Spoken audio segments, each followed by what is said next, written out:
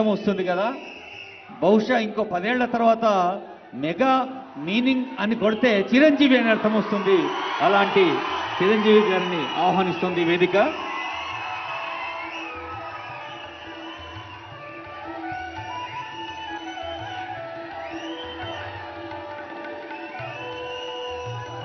కొన్ని దశాబ్దాలుగా తెలుగు సినిమా కోసం ఒక క్రమశిక్షణతో, పట్టుదలతో, సహనంతో, వినయంతో చేస్తున్న కృషి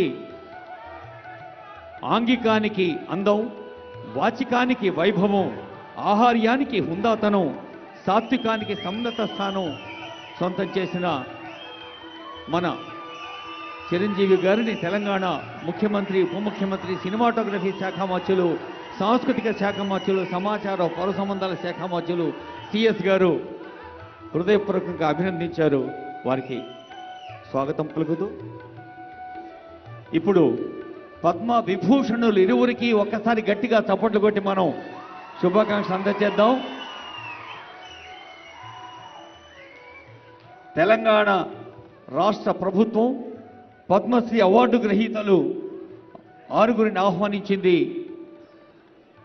గడ్డం సమ్మయ్య గారు చిందు యక్షగాన కళను 5 దశాబ్దాలుగా ప్రదర్శించి ఈ పల్లె కళ, మనదైన జానపద కళ అంతరించిపోకుండా కాపాడే ప్రయత్నం చేస్తున్నారు. అందుకే వారిని పద్మశ్రీ వరించింది. ఆ శ్రమ ఫలంగా మన కళల తల్లి సరస్వతీదేవి ఆశీర్బలంగా జానపద చిందు యక్షగానం, చిందు అన్న పదంలోనే ఉంది. మరి అందవేసిన కళాకారుడు చిందు గడ్డం సమ్మయ్య గారికి హృదయపూర్వక